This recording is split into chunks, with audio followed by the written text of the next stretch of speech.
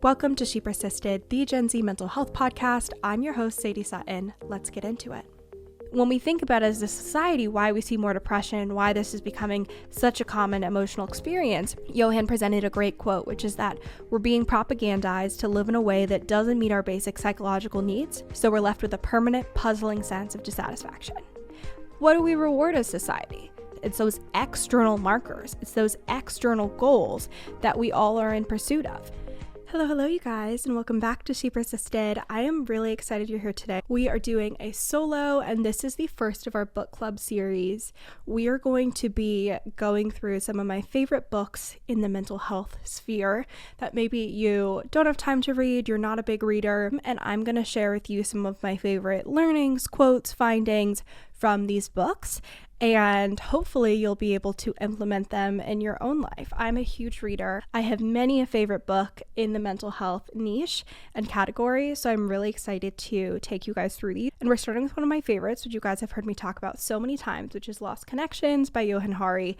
This book is really a masterclass in the environmental, social factors that cause us to be depressed, and really a new way that we can think about and consider depression, and how you can really feel hopeful as a result of that and feel like you have a really concrete understanding of things you can work to change and adjust, and how you can set yourself up for success from a preventative perspective. So to give you guys a little background, Johann Hari is the author of 3 New York Times bestselling books. His books have been translated into 40 languages and been praised by a broad range of people, from Oprah to Noam Chomsky, from Elton John to Naomi Klein.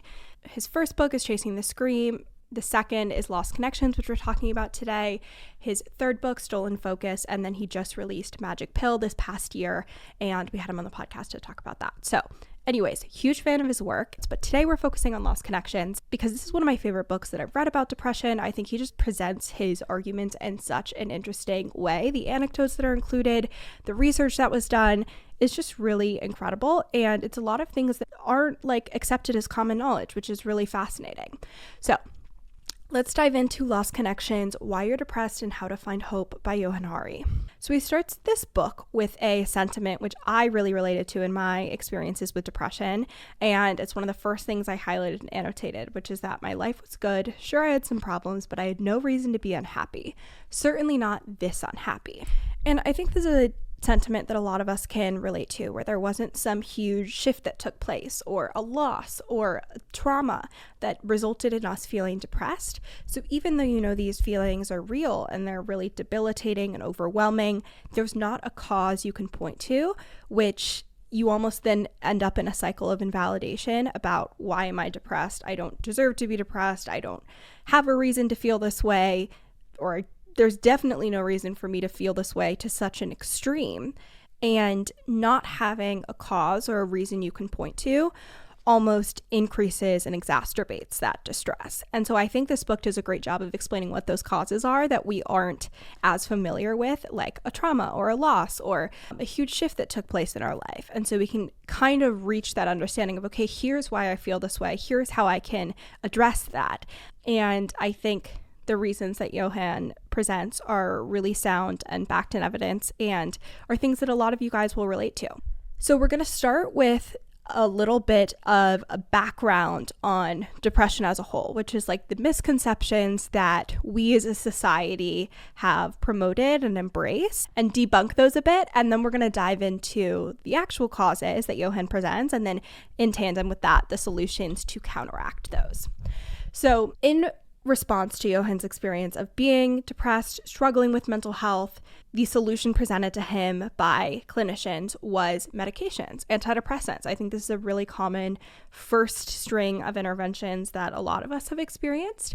The stat is that 1 in 5 US adults have taken medication for a psychiatric problem. That's 20% of us. That's a really large portion of the population. So these are really widespread intervention, and the messaging here that this sends, that we kind of embrace and internalize, is that if you have a broken brain that can't generate the right happiness producing chemicals, what is the point of asking questions about why we're depressed, right? It's just the brain. It's a broken problem related to our internal systems. And so Johann explains that like it's kind of cruel to ask these questions. You wouldn't ask a dementia patient where they left their keys because they don't know. If your brain is the problem, if it's like a broken internal system, why would we even ask what are the environmental causes of this depression? And so this is a larger theme that he dives into, especially in the first part of the book, which is like the chemical imbalance theory, right? Like your brain is lacking serotonin and dopamine. Something's not working right in the brain. And the alternative, which is depression, is a signal that something in your life isn't going right, right? It's a totally valid, normal, evolutionary response to something being wrong in your life. And so what can we do to address and figure out and navigate the cause of that depression in our life?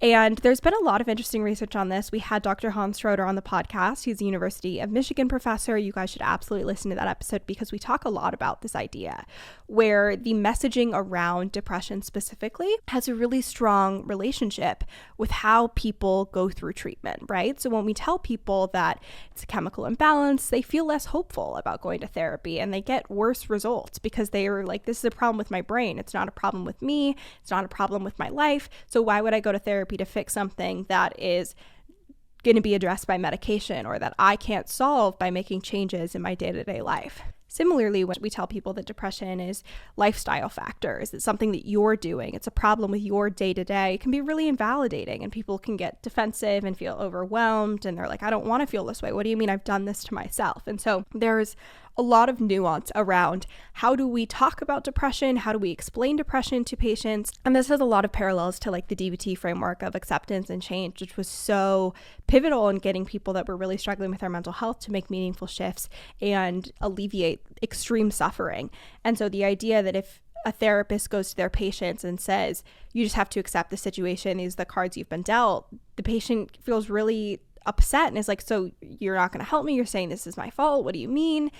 And then when you tell people just change the situation, they're like, do you not understand how painful this is? How much I've tried to shift this, it's not working. Like, this isn't helpful either. But when you say like, we have to deeply accept that this is really painful and uncomfortable and not ideal, and also look to see what we can change, they're a lot more receptive in their responses and willing to change and take steps towards recovery.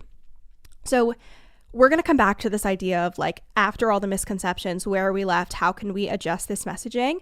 But we're going to start talking about antidepressants. There's a huge disconnect between like public understanding and what's actually in the literature. And I'm sure this will shift in coming years, but for now, I'm going to give you like a brief overview, which Johann also does in his book, because it's something that I don't think we widely understand, even if you're on an antidepressant or you have a family member or a friend or whatever it is. So there's a quote here that is really powerful that Johann presents, which is that when you are prescribing someone an antidepressant, you're giving her a drug, which will usually have a chemical effect on her body in some way.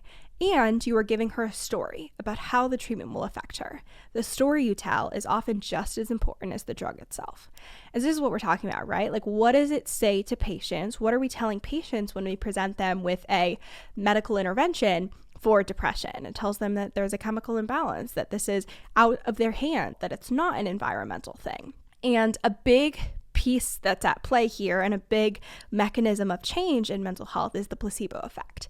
This is the idea that it's not necessarily a result of the chemical intervention within the drug itself, but how we're thinking about the drug, right? Like, so if we expect to not feel depressed from an antidepressant, for a lot of people, that belief in itself allows change to take place. And it's not just a change in how we feel, but physical effects happen in our bodies as well. And the placebo effect is fascinating. We have to do an episode at some point about this because it truly knows no bounds and like how powerful the mind and the body are.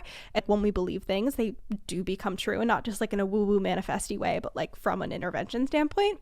But basically, the TLDR here is that if you expect it to work, for many of us, it will. And so what that looks like in the research that's been done is that when you give patients antidepressants, 1 in 4 is the natural recovery, right? So like if you didn't give people an intervention, if you didn't prescribe them a medication, how would they feel a year from now? How would they feel 6 weeks from now? What's the natural course that depression takes? So 25% is just naturally they start to feel better.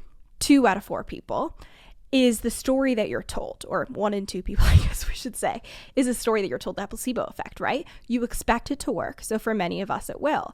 And I love the placebo effect from a mental health perspective. And I think this is something that gets lost in the conversation, because when you tell people that, yes, you're struggling, and yes, this is totally something that's not normal to experience, and you're in pain and you're distressed, and I see that so much, here's a prescription, here's a medication to help you treat this thing, which is really overwhelming and distressing, and you shouldn't feel this way, and this will help. The piece that gets lost here is like, okay, we just believe it and then things automatically shift. There's also this element of what environmental changes do we make when we feel like things are getting better or we expect them to shift? Do you spend more time with friends and family? Are you more consistent with your sleep schedule? Are you eating more balanced? Are you getting more movement in throughout your day? Are you more engaged with work or school or things that you're passionate about? Like, what environmental changes do we make as a result of believing that this thing will help us feel better and that we are feeling better, right? So it's not just like the belief that things will change, but we also take action based on the belief that we're getting better and we will feel better. And that also in turn helps our mental health. So 25% of the effects is just natural recovery. 50% is that placebo effect, the story that we're told. So only 25% is that chemical change that is addressing the serotonin reduction or the lack of dopamine, whatever it is, right? So 75% is not actually due to the intervention itself. And the other piece that is helpful to consider here is that almost all the studies that have been done on antidepressants are done by the companies that produce these medications, right? Like they have to prove that they're effective to be able to put them on the market. And so there hasn't been a lot of independent research on how well antidepressants work and what the efficacy is independently. And the interesting part of this is that a lot of these studies are never published because they don't show results. And I'm not trying to be like, oh my God, we're being lied to, like the results are shifted. It's just helpful to know, right? Like we don't even have access to all the information. So about 40%, 4 out of 10 studies that are done by these companies never actually get released or given to the public. So on top of this idea that the studies that are released, we know that 25% is natural recovery, 50% is the story you're told, and 25% is actually the chemical reaction or the chemical result that takes place. In addition to that, 40% of the studies have never been released, which we would assume that maybe they don't show the effect that we would want to see to support the efficacy of a drug. The other thing is that to take a drug to market, you have to show that it, in a statistically significant way, performs better than the placebo. So if people are given a placebo and mentally think that they're taking the drug or they have their natural recovery, you have to outperform the placebo to be able to take a drug to market. So that's also helpful context to consider. And like, how are these drugs studied as being effective? They just have to be better than doing nothing. So based on this background of like the placebo effect and what the actual medications do from an intervention perspective, when we look at all of the research on antidepressants as a whole, and all the research that's been done about the chemical imbalance associated with depression, there's no scientific basis to that. It's just marketing copy that emerged at the beginning of the production and marketing of antidepressants as an intervention.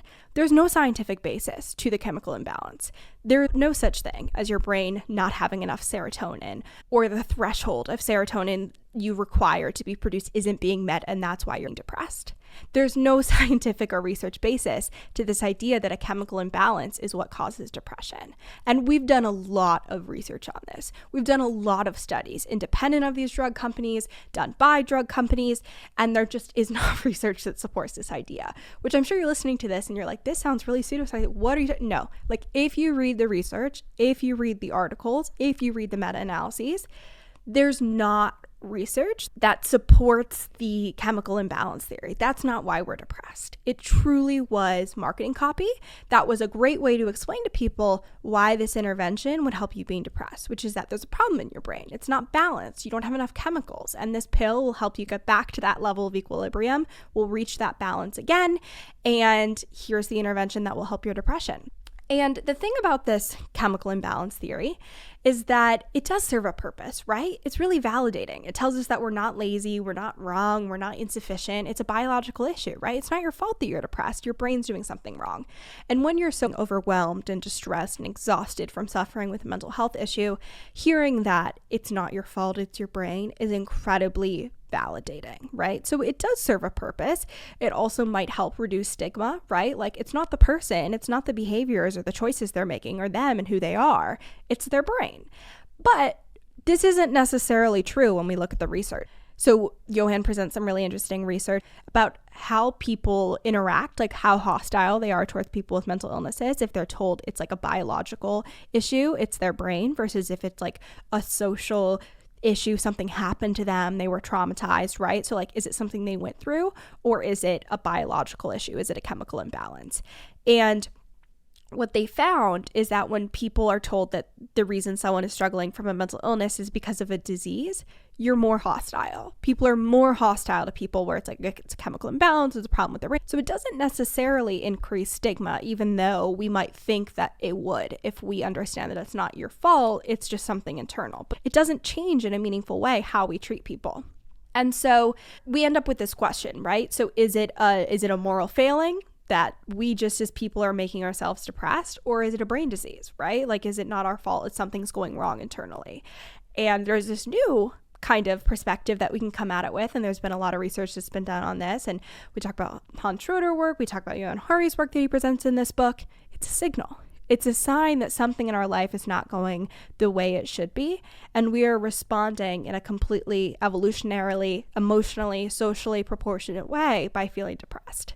And some people will say our needs aren't being met. The way Johann frames this is that we are experiencing disconnection on different levels, and we'll get through all those different areas of disconnection and what they mean in the examples he presents.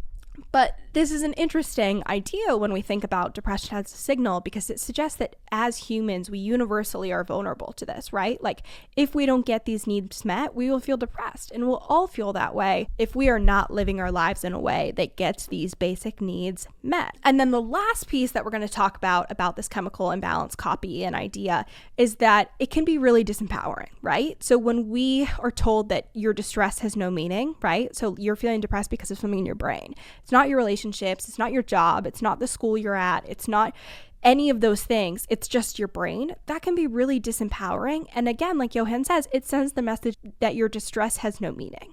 So even though it can be somewhat validating, being like, it's not your fault, I know you're trying, and this is happening despite that, it also can be really disempowering and invalidating to say, it's actually not your life, you should feel fine based on the life you're living. It's just a disease. It's just a chemical imbalance, just your brain. And so when we say, no, your distress does have meaning, it makes sense you feel this way, you're not getting these needs met, that can be really empowering in turn when we truly listen to and value and take meaning from that signal that we're getting with regard to feeling depressed. So again, you're probably like, okay, like I'm buying into this whole signal thing. I get it. It's a better way to frame depression. It makes more sense. But you're like, but all I've heard my entire life is depression is a chemical imbalance. I'm not buying this thing that there's no evidence to support that. Sadie, give me more, because there's no way that's true. That's all I've ever heard.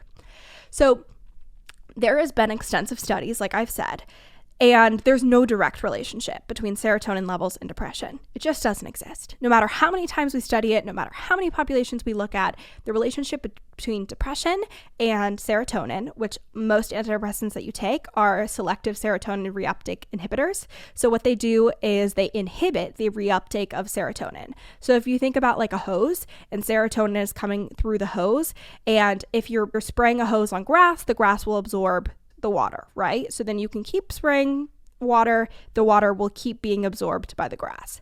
What selective serotonin reuptake inhibitors do is that they kind of turn the grass into concrete. So instead of absorbing the serotonin, they're not allowed to be reuptaked. So as you spray your hose onto the water, it starts to pool, it sit there, there's more serotonin in that neurosynaptic gap, right? In the neurosynaptic cleft, I think it might actually be called. I took like one cognitive neuroscience class in college. So basically what selective serotonin reuptake inhibitors do is that they make serotonin harder to be absorbed. So there's more floating around in your brain, the concentration increases, it doesn't absorb it as much as it used to, and so instead of being reuptake, it inhibits the reuptake and more serotonin is present. So they've done research on this, and again, there's no statistical relationship, there's no connection between your level of serotonin and depression. It just doesn't exist. And you might be like, well, maybe it's dopamine. Maybe it's norepinephrine. Like maybe it's cortisol. Maybe it's these other things. Nope. When they study the level of dopamine in the brain and depression, no relationship. When they study the relationship of norepinephrine and depression, no relationship. The caveat that I will give here, we talked about placebo effect, we talked about natural recovery. The studies that have been done on antidepressants, they do show that the magnitude of benefit when compared to placebo is better in severely depressed individuals. So when you take someone who is like subclinical or moderate depression, they don't benefit as much from the antidepressants as severely depressed individuals, but the bulk of the relationship, the bulk of the effect size is not from the intervention of antidepressants, but there's more effect in this population. So I do want to give that caveat, right? It's not like antidepressants 100% don't work. They don't work for anyone. It's a huge hoax. There is a small effect size. It does work better in severely depressed populations. There are other mechanisms through which antidepressants can cause change and promote hope and agency. But I do want to add that caveat that we know antidepressants don't really work for subclinical depression, moderate depression. It really isn't effective as an intervention. For severely depressed, the effect is more significant. And then another important piece of data that Johann presents is that 65 to 80% of people that go on antidepressants continue to be depressed. And this isn't like totally, completely insane within the mental health world of interventions, right? Like when we look at all the effect sizes of talk therapy or psychotherapy, going to see a therapist and talking through your problems, it's about a 50% chance that works, right? So like 1 in 2 people it'll work for. Most people see a huge number of therapists before they find ones that work. So the idea that people that are receiving this intervention as a first-line intervention, or maybe it's the second thing that they've tried, the idea that 65 to 80% of them continue to be depressed, I wouldn't say that that's crazy, but when you are hearing that, it might be like, wow, that's a little bit fascinating. And then the other thing that I'll mention here while we're talking about effect sizes and things that we see in the research is that the side effects are really, really real. And Johann mentions this in the book as something that people also should consider, which is that while the chemical effects of antidepressants are murky in some contexts and not totally solidified and not totally established as a correlational relationship, we do know that the side effects that people experience from antidepressants are really real and can add additional distress. And so it's also something to consider when using this as an intervention. So why don't we just throw this out the window, right? Like, why don't we just completely abandon this and ignore this? Why is this something that we're using as an intervention and in such a widespread context, right? Like, why are 1 in 5 adults taking psychiatric medications for mental illnesses if the effect sizes are really misunderstood or misconstrued or unknown? And Johann has a really beautiful quote that encapsulates this, and I think, again, adds nuance to this story, which is that giving a person a story about why they're in pain is one of the most powerful things that you can ever do. And hearing this quote, I'm like, yes, absolutely, 100%. And this is one of the reasons why we're doing this episode, but it's also one of the reasons why I do the podcast, which is that I'm really incredibly passionate about explaining these things and helping you guys understand why these things happen in our mental health and why we feel the way that we do, and that there are explanations and there are ways to understand this and then in turn shift these behaviors and adjust our lived experiences and build our life worth living. And so my goal with the podcast, but also in this episode in particular, is can we explain why these things happen when we're depressed? Can we increase our understanding collectively? And can we create that story, right? Can we give ourselves a story for why we're in pain and give ourselves that power back to make changes that are lasting and meaningful and really profound? And there's some interesting kind of other things that Johann presents within the first part of the book, which I want to go through before we dive into the causes of depression. One is the grief exception. So when the DSM was created, there was this exception written in for depression, which is that if you lost a loved one a year ago, you cannot be classified as depressed because there's a reason, right? So you're allowed to exhibit the symptoms of depression, which colloquially most of us are aware of, but in case you're not, it's changes in sleep, appetite, energy, loss of interest in things you used to enjoy, disrupted sleep, being more tearful, emotional. Like, I'm not giving you a full comprehensive list there, but that some of the DSM criteria for being depressed, and it has to be for at least 2 weeks. But when the DSM was first created, they were like, people who are grieving experience those symptoms of depression. Their sleep changes, their appetite changes, they're less interested in things they used to enjoy, they're sad, they're tearful. So they wrote the DSM and said, if you lost a loved one a year before, you're not depressed. There's an exception. And then when they did the next version of the DSM, it was 1 month. If you lost a loved one within a month, even though you experienced the symptoms of depression, you're not depressed, it's grief. Then it was 2 weeks. If you lost a loved one within the last 2 weeks, you were allowed to experience depression, but it's grief, it's not depression, you're not diagnosed. The most recent version of the DSM removed this grief exception. So even if you lost a loved one, those symptoms, those experiences still can be classified and diagnosed as depression. And this is really fascinating because what this tells us and the messaging that this gives, how we can kind of conclude and interpret this, is that it's reasonable to be depressed after a loss in that context, right? So like this is kind of segueing into the losses that we've experienced, the disconnections, the causes of depression. But the idea here is that we know and we understand in some contexts it makes sense and it's a normal response and it's quote unquote okay to feel depressed. One of those examples being grief.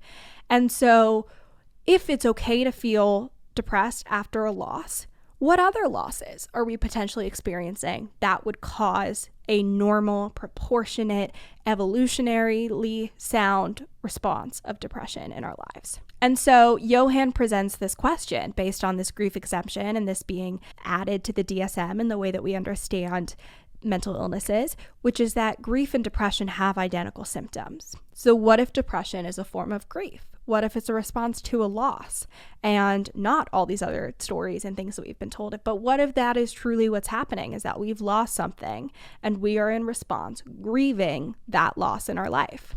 If that's the understanding we take, that means that our depression is a response to our circumstances. It means that human distress cannot be assessed separate from our lives. We can't just say it's a chemical imbalance. It's the way your brain is processing things. It's your life. It's the way that you're living your life. It's things in your life. And that's why you feel this way. And there's this other piece, which we're again going back to this chemical imbalance thing because it is such common messaging surrounding depression. We're told this all the time. It's a really common response to coming into a doctor's office or a therapist's office or a psychiatrist's office and being depressed. And what are the potential consequences of that messaging? Is that when we're told our pain is a result of our malfunctioning brain, we're disconnected from ourselves and therefore disconnected from others. And that's kind of what Johann presents as like why we should embrace this new way of thinking about and treating depression. So instead, what we do is we listen to our pain, we pay attention to it. What is it trying to tell us? And like we said at the beginning of this episode, our depression acts as a signal. And so we end part 1 of Lost Connections with an amazing quote from Johann where he says, "Depression is in fact, to a significant degree, a problem not with your brain, but with your life." So if we're depressed because of our life, what are these causes? What are these needs not being met? What are we grieving? What are the losses that have occurred? And that gets us into part 2, which is that there are 9 disconnections that we experience that lead to feelings of depression and grief. So the first one we're going to dive into is meaningful work. And so the question that we ask ourselves when trying to evaluate if this is a loss that has occurred in our life, if we're disconnected from this, is do we feel like we made a difference in anyone's life today? And maybe it's as a student, maybe it's through your relationships, maybe it's through your actual job if you're at that point in your career, maybe it's through volunteer work, maybe it's through sharing your story, whatever it is. But when we don't feel like we've made a difference in anyone's life, we feel depressed. That's a cause that takes place. And this also lines up with something we talked about on the podcast before, which is positive psychology research, where we research not people that are struggling, not people that are like below the average, but people that are above the average, people that are thriving and doing great. So what do the happiest people do that allows them to be effective and successful with their well-being? And there's a framework for this that Dr. Seligman created called PERMA. And so PERMA stands for positive emotions, engagement, relationships, meaning, and achievements. And when we have these things in our life, we have good well-being. And we find that we do mentally and physically and generally well. But getting back to what is meaningful work, how do we understand this concept? It's important that we're challenged in a healthy way and that we feel valued. So when we look at research on people in the workforce, 13% of people are engaged in their jobs, 63% are not engaged, and 24% are actively disengaged. So when it comes to us as a society doing meaningful work and feeling like we have a purpose and are really tapped into our day-to-day, that's not great stats. Another one is that twice as many people hate their jobs as love them. Again, really challenging to feel like we are engaged in meaningful work when that is kind of, as a society, how we feel about these roles. And another thing related to what we talked about on the podcast before is the sense of agency, right? So do we feel like our actions have a meaningful impact on our lives and on outcomes and on things changing? And we can feel disconnection from meaningful work when we feel really out of control. And that really diminishes our sense of agency, which is really important for our mental health. And the other piece of having meaningful work that's important, when our work life is enriching, our life is fuller, and that extends to our life outside our work, right? Like you had the best day, you come home, you talk to your partner or your friends or your family, you have energy, you want to see people, you want to engage in your hobbies, go work out, do all these other things. Versus coming home from work and being burnt out, you don't want to do anything. So you not only are having like this negative experience in the workplace, but it really trickles out into these other areas and really impacts your ability to maybe bounce back or continue to maintain or even improve your mental health outside of work. And so the quote that Johann presents here in this part is that disempowerment is at the heart of poor health. And he gives a really fascinating anecdote about tax return workers. I want to say it was in the UK, but I might be wrong. And suicide rates. And so there was a really high rate of suicide in this specific department and this specific role, which was tax return workers. And when they looked into it, the reason why was that these workers never felt like they got their head above water. Every time they finished a tax return, there was like 65 more on their inbox on their desk. Like the work never ended. They never felt like their head was above water. There was always more to do. They felt like they had no control over that fact. There was that lack of control. And no matter how hard they worked, they were still behind. And there was also never a thank you or any recognition. So when you're thinking about the roles that you engage in, the jobs that you have, your career that you go into, making sure that you feel like you are able to get your head above water. There's a point where you're like, okay, I did that. I killed that project. There's like that sense of completion, not like a never ending cycle, that you have a sense of control and that when you work hard, you're not always behind. And then you have that thank you. You have that recognition. People see that you're trying hard and doing well and making an impact. And so the last way that we'll kind of explain this lack of meaning phenomenon is that despair is when there's a lack of balance between effort and rewards. And the societal messaging that accompanies that is that you're irrelevant. And so meaningful work helps us feel like we matter and we have a sense of meaning and that people need us and rely on us. And that's really important as humans to have that in our lives. Okay, loneliness. Really fascinating thing about loneliness. We know it's bad, right? Like being lonely isn't good. When we've done studies where people are isolated, there's all these adverse consequences physically, psychologically. Like we know loneliness isn't great. We're in a loneliness epidemic. The Surgeon General has talked about it, all the things. But an interesting thing that Johann presents here is that loneliness is correlated with high cortisol and stress. So being acutely lonely, so being really, really lonely, is as much stress as high cortisol as getting punched in the face by a stranger. They've done studies that compare cortisol levels of being really lonely, chronically lonely, acutely lonely, and the cortisol that results from being punched in the face by a stranger. And the amount of stress experienced is the same. We also know that lonely people are 3 times more likely to get sick with a cold. There's a lot of fascinating research in the positive psychology world on like how much more likely pessimists are to get sick, how their outcomes after surgery are worse, like how we think about things and how we feel really matters from a physical standpoint. But being lonely, again, that level of stress, it impacts our immune function. We know that people that are acutely lonely are more likely to die over a 9-year period, so mortality rates are impacted.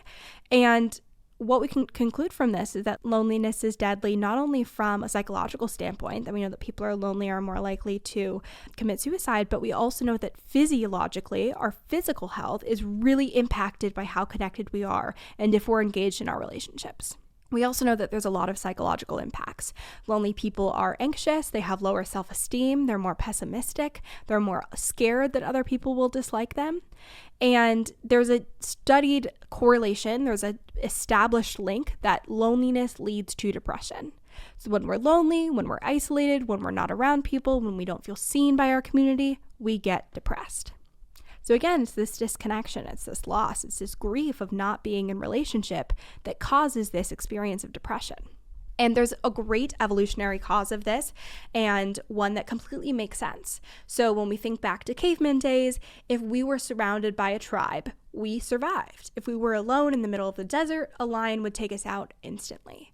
So being connected, being in a tribe, being needed, feeling like you mattered, was literally what led to survival. And so our bodies responded to that. It realized if we're not together, we're not going to stay around. We're not going to stick around. We're not going to survive to the next generation. So it gave us a biological response to being alone, which is depression and loneliness and this really negative emotional experience that then drives us to find other people and be in relationship and connect. Because if we didn't connect, the adverse consequences were extreme. So it makes sense that when we aren't with people, we have this adverse emotional experience, which is loneliness, and in a long-term way, depression. But a lot of people are more lonely, even though we arguably are more connected than we have ever been. And we have to do another episode diving into this. We've talked about it with people on the podcast before. There's a lot of different theories of why this is.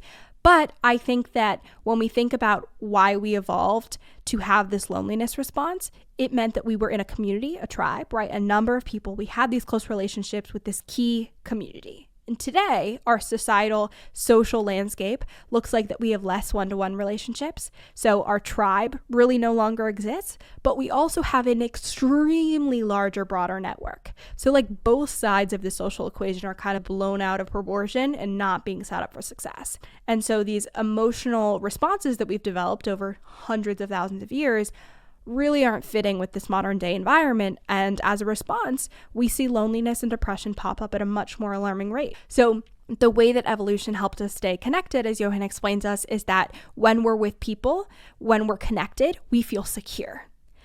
When we're not with people, we not only feel bad when we're isolated, but we also feel insecure. Like we have this internal gut feeling of like, I'm not protected, I'm not safe, I don't have my community, there is now a threat to me. So we're not only feeling bad and negative and depressed, but we also feel insecure in our life as a whole, which is also, we know, like change and uncertainty psychologically is not fun and a negative experience. And so this is another layer that gets added onto this loneliness puzzle and this piece of disconnection, this grief, this loss that we've experienced of social relationships. So there was a really interesting study that was done that Johann talks about, which is over many decades, scientists asked people, how many confidants do you have, right? Like how many close people do you have that you can tell your deepest, darkest secrets to? How many people can you go to for advice and support? The most frequent response that people gave was 3 confidants in their life. By 2004, the most common response that people gave was none. The most common experience in US society that this study looked at was that people didn't have any confidants in their life. They didn't have any people that were really in their corner there to support them and help them navigate challenging situations. So we see this being more and more widespread, more and more of a common experience, and we also see more and more people becoming depressed. And so we talked about insecurity as a feature of loneliness, right? Like from an evolutionary perspective, we evolve so that when we're alone, we also feel insecure. And the catch-22 here that Johann talks about, which adds a whole other layer to this, is that we start to become afraid of the very thing we need most. And this is what social anxiety is. So when we're lonely, ideally, we would feel like, okay, I feel negative, but I have this drive to go and find people and build relationships, and I'm super motivated to go and solve this problem. That's not what happens. When we are isolated, when we are not in relationships, when we're lonely, we become more suspicious of social contact, we're hypervigilant, and we're constantly scanning for threats. So we're not only feeling depressed, we're not only feeling bad, we're not only lonely and insecure, but we're also really suspicious of everyone around us. And so what happens because of this is that we need more love, more reassurance than you would have initially when you're lonely. So if we think about like the average person at being net zero, right? Like their needs are met, they're fine, they don't need that much reassurance, they have healthy relationships. Once we start being lonely, we creep down into the negative numbers. And so then we not only just need a relationship, which would fill that need of being lonely, but we need more love and more reassurance because we're insecure, we're isolated, and we are hyper vigilant, suspicious, and fearful of threats in our relationships. And the other thing that we have to mention here, which I'm sure you guys have experienced, is that feeling lonely isn't necessarily related to being alone. We can be in relationships, we can be in classes, we can be in family contexts and feel really unseen and misunderstood and really lonely despite being surrounded by others. So what we're grieving here, what we're missing here is a two-way relationship. We need a sense of mutual aid. We both need to be doing things for each other. It has to go both ways, and we have to feel protected. Again, this goes back to our evolutionary roots, right? Like if you were kind of just following everyone else around, you never contributed to the tribe, they don't want you there, like you're dead weight. And similarly, if you weren't protecting your tribe, you're dead weight, we don't want you. And so what we need to get this need met and to not feel lonely is a two-way relationship, that sense of mutual aid. We're both helping each other and we feel protected. We feel like we have each other's backs, and if something happens, it's going to be okay. We've got each other. So our third disconnection is meaningful values. Diving into what Johann presents here, we know from research that materialistic people have higher levels of depression and anxiety. They generally just have a worse time in life and they feel sicker, like physically they experience more sickness and they have more anger. And we've experienced a really fascinating shift in society, especially in the Western world, in these really individualistic cultures where we celebrate achievement. And we talked about in the disconnection from meaning section, this PERMA framework from positive psychology, like achievement and feeling like what you're doing matters and that you're appreciated and valued. That's important. But solely focusing on extrinsic goals and solely pursuing those is really adverse for our mental health. And what research shows is that when we achieve our extrinsic goals, so when we get that grade, we get into that school, we get that job, we don't experience any increase in our day-to-day happiness. You guys might be like, yeah, duh, of course. But like, let's really think about this. If you're in high school right now and you have worked hand and foot for a certain GPA and that certain grade on that test and your letter of recs, when you get into that school, that dream school that you've been working for your whole life, you're not going to experience any more happiness on a day-to-day basis. Similarly, if you get that job, you get that offer, you land that role, your day-to-day happiness isn't increased from meeting that extrinsic goal. So people that pursue these intrinsic goals, ones that are guided by our values and they're fulfilled because they're really important to us, not just externally what we get from them, those people are happier and they become less depressed and anxious. And there's been 22 studies at the time that this book came out that were done on people that were materialistic and focused on extrinsic goals. And again, it doesn't have to be materialistic, right? Like extrinsic could be a grade in a class, how you're perceived by others, going to a certain school, getting a certain job, right? Like it doesn't just have to be like I buy things. It's just pursuing things for external purposes. So 22 studies have been done on this, and there is a studied relationship between focusing on materialistic things, pursuing extrinsic goals, and depression. When we do that, we become depressed. And why this happens is that materialism, and again, we're defining that as anything that we're doing for an external reason, that leaves us really, really vulnerable to the world that's beyond our control. Not only is the outcome outside of our own doing, right? It's dependent on the test that your teacher writes or how your friend responds to your text or if you get into that school or get that job. So it's not only completely dependent on external factors that you can't control no matter how hard you try, but it's also kind of like never good enough, right? Like there's always going to be another test. There's always going to be another thing to get into. There's always going to be another friend you're trying to impress. There's always going to be that job you want. So you're never able to be like, I did it. I got that thing. I have that need met, because the bar is always shifting. And we know, we talked about this in the last section, right? Like not having things in our control is a really distressing experience as humans.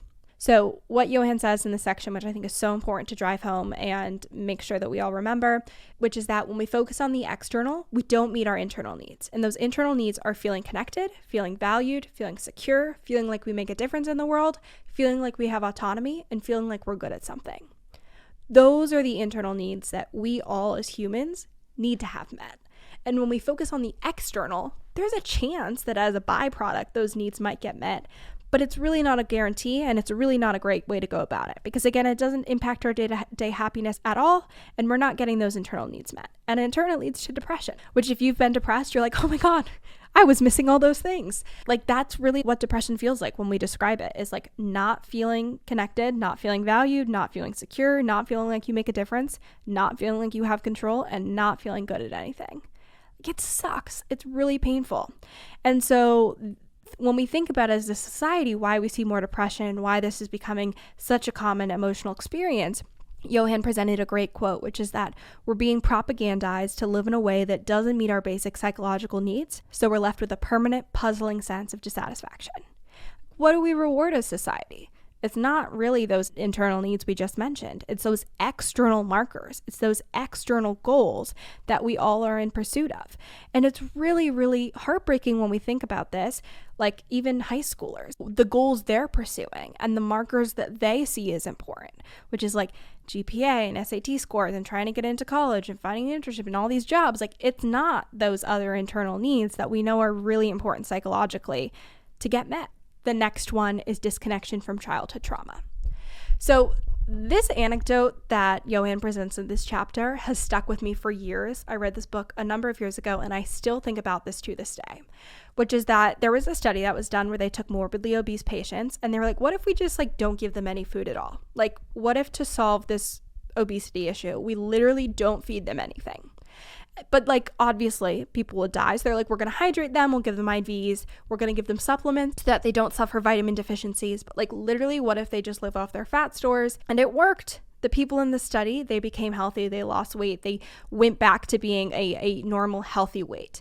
But the people that lost the most weight throughout this study, they either panicked, they were enraged, or they were suicidal. And it was because they felt really, really, really vulnerable in this new state. And this quote that's in this chapter is just absolutely heartbreaking, but it's that overweight is overlooked, and that's the way I needed to be. And the solution to this obesity problem wasn't not eating. It wasn't what they were doing in their life that was causing this behavior. It was why they ate. It was why they were binge eating, or why they had put on all this weight so that they were invisible. And a lot of these people had gone through really traumatic childhood experiences, a lot of sexual assault, things where they felt really unsafe and vulnerable and threatened in their day-to-day lives, and being overweight and being overlooked, that emotionally was a lot safer than being in a body or in a position where there was a lot of attention and eyes on them. And I still keep going back to this because it's such a crazy study idea, but also what they learned from it was so fascinating. Diving more into childhood trauma, ACE scores. You guys might have heard of these because they are becoming a more common phenomenon and something that we're aware of, but ACE stands for adverse childhood experiences. And basically the studies on ACE scores have showed that for every traumatic event you experience as a kid, you are radically more likely to be depressed as an adult. And there are so many different things that ACE scores impact. It could be rates of diabetes, obesity, how well you sleep, lots of physical health markers, but also lots of mental health markers. And the things that they describe as childhood trauma, it could be parents being divorced, physically being abused, mentally being abused, going through a natural disaster. And so for every one of those traumatic things that you experienced in your childhood, and you can look up the list of all the ACE criteria, you are radically more likely to be depressed as an adult. And another really interesting thing here that Johann talked about is that emotional abuse is a much more significant driver of depression than even a physical assault or abuse. And beyond that, not just emotional abuse, but being treated cruelly by parents was by far the biggest driver of depression.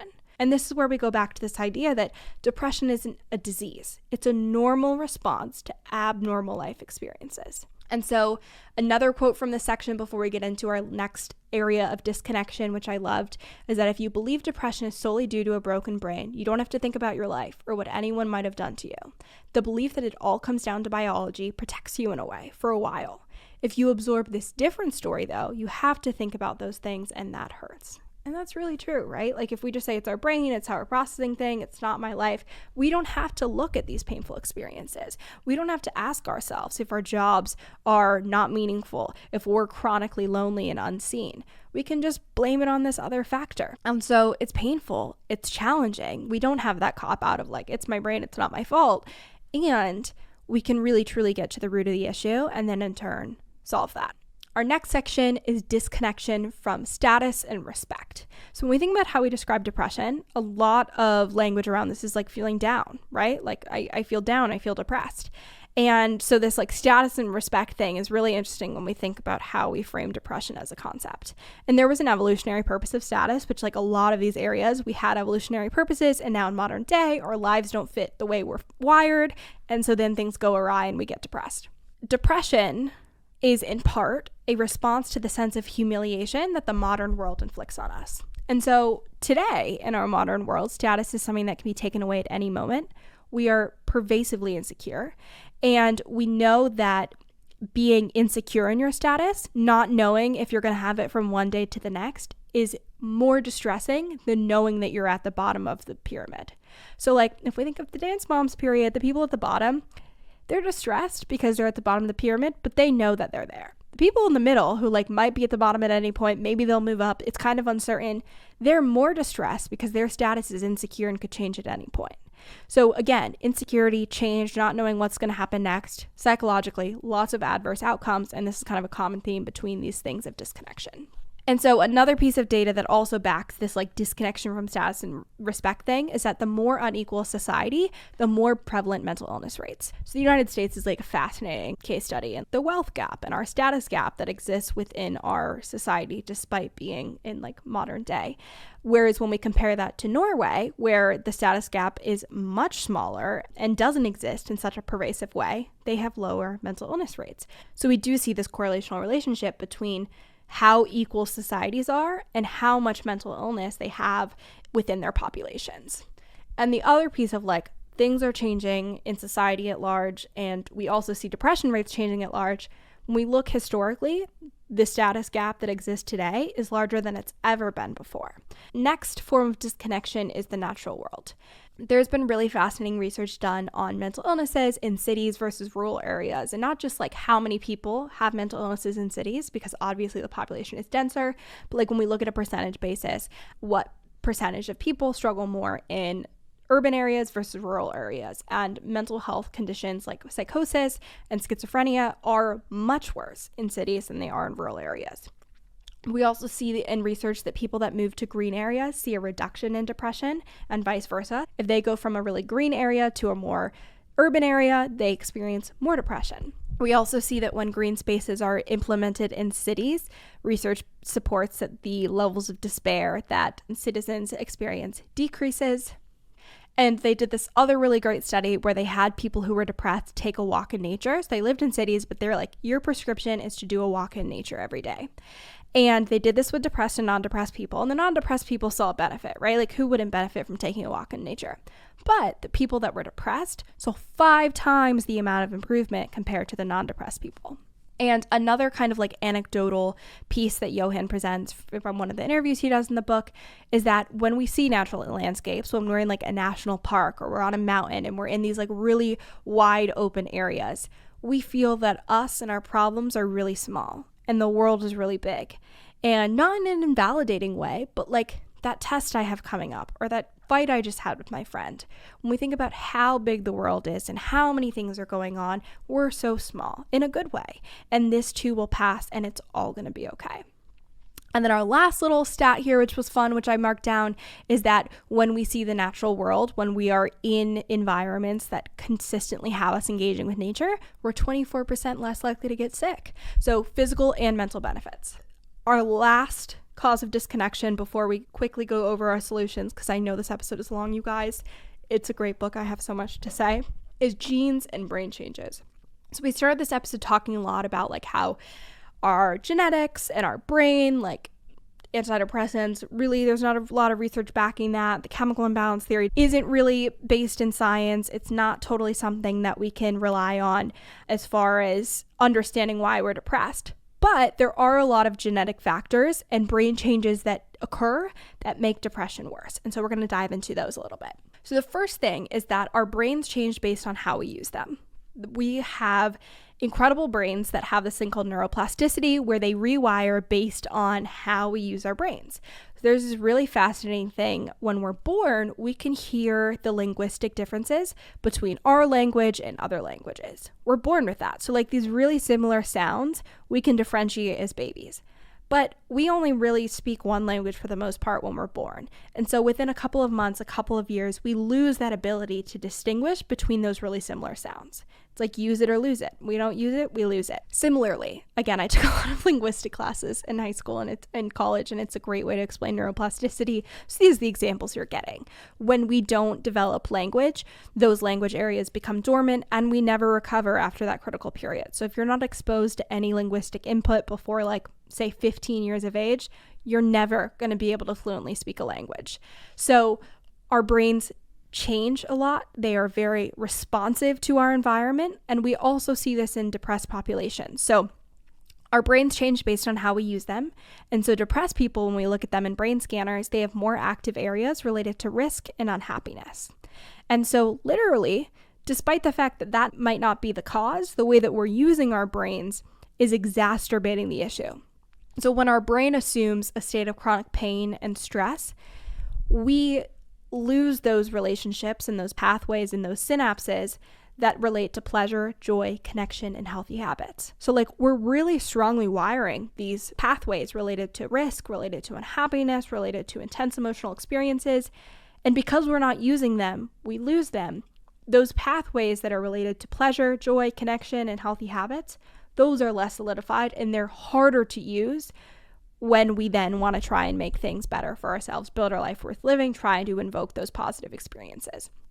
So even if the original reason that we were depressed, like we talked about grief, so even if it's been months since you lost a loved one, the depression itself persists because the way that we are living our life on a day-to-day basis, the way that we process information, the way that we interact with our environment causes that depression and that depressive experience to persist despite the environment no longer being the problem.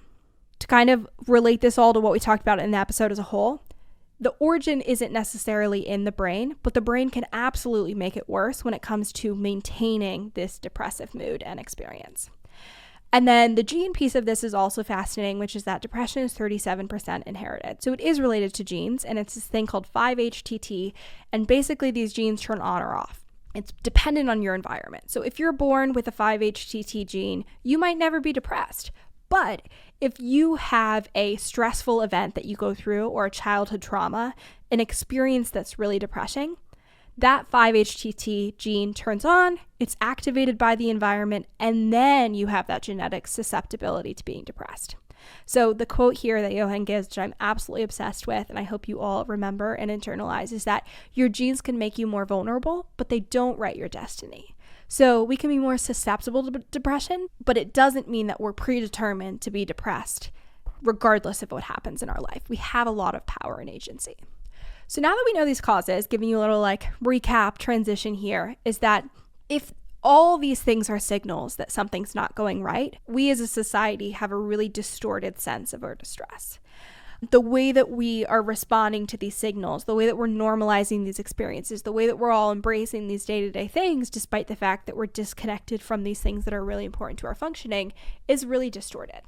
And so again, when we go back to this narrative, which we've really embraced, of biological malfunction, we feel disempowered. We feel like our brain isn't good enough. There's nothing that we can do. We're told that our distress has no meaning. And the reason why it's so important for us to push back on this and kind of embrace this other way of thinking is this quote that Johann gives, which is incredible, which is that it's no measure of health to be well adjusted to a sick society. So if we're seeing that at large as a society, we're disconnected from meaning, we're disconnected from each other, we're disconnected from values that lead to better lives, we're disconnected from working through our childhood trauma, we're disconnected from status and respect, we're disconnected from the natural world, we're disconnected from feeling hope and having a secure future, and our challenges are being exacerbated by genetics and brain changes that occur as a result of being depressed, it's not a good sign if we're well adjusted and normalized to this disconnection that we're experiencing at large. So how do we respond? How do we solve this? What are the solutions that we can implement? And we're going to go through these quickly because a lot of these things we talked about in the causes, right? Like if you're disconnected from relationships, what should you do? Build more relationships. If you're disconnected from meaningful work, what should you do? Find work that has more meaning. But I did want to give you a couple little bits and pieces here. So the 7 solutions presented in Lost Connections, the first is people. So there was a study that was done on if people trying to consciously make themselves happier, did it make them happier? They're like, okay, we want you to go into the world. We want you to try and be happy. Like consciously make an effort to try and make yourself happier. And we're going to study if it works. And they found in that Russia, China, and Japan, it worked. When people went out into the world and tried to be happier, they felt happier. And these are like collectivist society, right? They're more rooted in community. They're more rooted in others. In the US, it was not the case. So when people intentionally went out and tried to make themselves happier based on like the values we embrace and the lives we live, they weren't happier. And so thinking about this like individualist versus collectivist societies, that's definitely something at play. But like, are we being set up for success in the way our society is set up and run?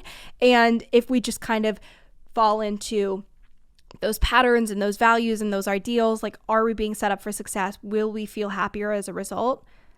Not really. And so the finding from the study, which Johann kind of presents, is that the more you think happiness is a social thing, the better off you are. So that might not necessarily be the norm within US communities. It might not necessarily be the norm if we just go on autopilot into our society.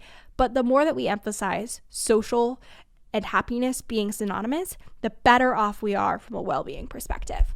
The other piece here, which I hope you guys kind of internalize, is that if we return to seeing our distress and joy as something we share with a network of people around us, we will feel different. So yes, it's an internal experience to feel distressed. Yes, it's an internal experience to feel joy. But if we know that like when we feel distressed, we talk to others, we get support, we make sure people are in our corner. And similarly, when things go well, we tell our friends, we celebrate together, we embrace others' accomplishments, we feel differently. So leaning into others throughout these emotional experiences as like a collective experience rather than an individual one is huge. So not focusing on ourselves, focusing on others. And you guys have heard me say this a number of times, but when you do studies on like what short-term one thing that people do will cause the longest and biggest amount of happiness in them, an act of kindness for someone else is what makes that difference. Like literally takes 2 seconds, but you not only feel super happy in the moment, but the amount of time that that happiness lasts, biggest bang for your buck when it comes to doing something to help your mood. So focusing on others is huge. And then the other quote here, again, a theme that we've had on the podcast, but is so, so important. And I love the way that Johann presented this, which is that even if you are in pain, you can always make someone else feel a little bit better. Even if you're depressed, even if you're suffering, even if you're overwhelmed, there's always some little thing that you can do to help someone else's day go a little bit better. And that in turn, selfishly, will help your mood. And then a really interesting piece of data that is related to society at large is that the Amish population has much lower rates of depression than the average American. Despite being in this same geographic environment, their rates of depression are dramatically different from ours in the general world outside of those communities. So how are they leaning into that sense of community, sharing those experiences, focusing on others, having a sense of meaning and purpose, all those things that we mentioned. The next thing that Johann talks about that I wanted to touch on is social prescribing. So this is the next solution. And so he talks to a clinician who explains that patients are depressed because their lives have been stripped of the things that make life worth living. We talk about this on the podcast all the time as a DBT framework as well of life worth living. Like your life isn't worth living because it doesn't have these things that would make it meaningful. And so the questions we should ask ourselves is not what's the matter with you, but what matters to you. What would make our lives worth living? What can we do to increase those things in our life and find a tiny bit of hope based on those things that matter to us?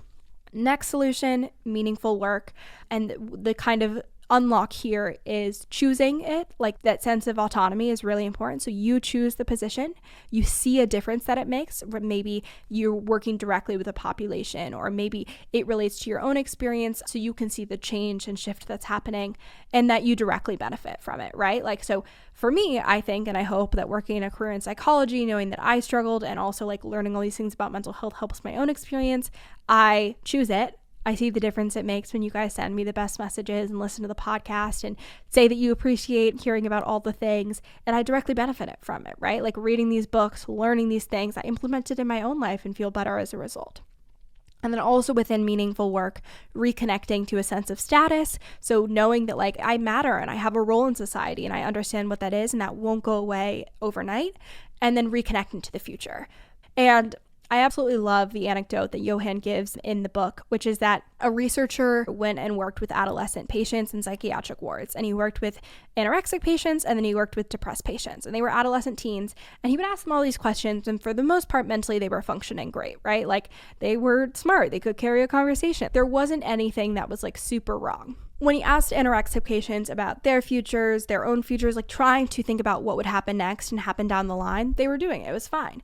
But when he asked suicidally depressed teens to talk about what would happen in their future or in his own future and just think about what would happen like weeks and months from now, they weren't able to do it. Like, there truly was this complete disconnect from today to what would happen down the line. And this is a really interesting phenomenon that takes place in depression. And it's kind of unclear if, like, because you're suicidal, do you therefore not identify with and have any attachment towards the future, or do you not have any attachment towards the future and as a result are suicidal and depressed? Like, the relationship there is kind of unclear, but reconnecting to the future and having plans down the line and things you're looking forward to is really important within that meaningful work context. Then values, we talked about focusing on intrinsic things, making sure those internal needs get met. Sympathetic joy and overcoming addiction to the self. So how can we be more other focused? How can we celebrate others, support them in their experiences rather than just being so focused on the internal and being really isolated in those emotional experiences? And then healing and working through childhood wounds, because again, we know that makes us more predisposed to depression because it's a normal response to something that happened to us. So that is our very long, very extensive, but I hope maybe not enjoyable, but interesting summary of Lost Connections by Johann Hari. It's a really fascinating way to look at and unpack and understand why we individually are depressed, but why as a society we're seeing more depression than we ever have before. And how can we think about this differently, especially being more aware of the misinformation that's at play on a larger scale. So if you guys are interested in the book, even though I just gave you a full summary, it'll be in the show notes. So if you guys enjoyed this really long, extensive episode, please leave a review, subscribe, share with a friend or family member, tag me on social media. And if you guys have other books that you want me to do for book club, please let me know. And if you guys like the series or you're like, it's just too much, please don't give us this misinformation. Also let me know that. But I think it's kind of a fun way to distill findings. So I really enjoyed it. I hope you guys enjoy as well. And with that, I will talk to you guys later this week for our next episode.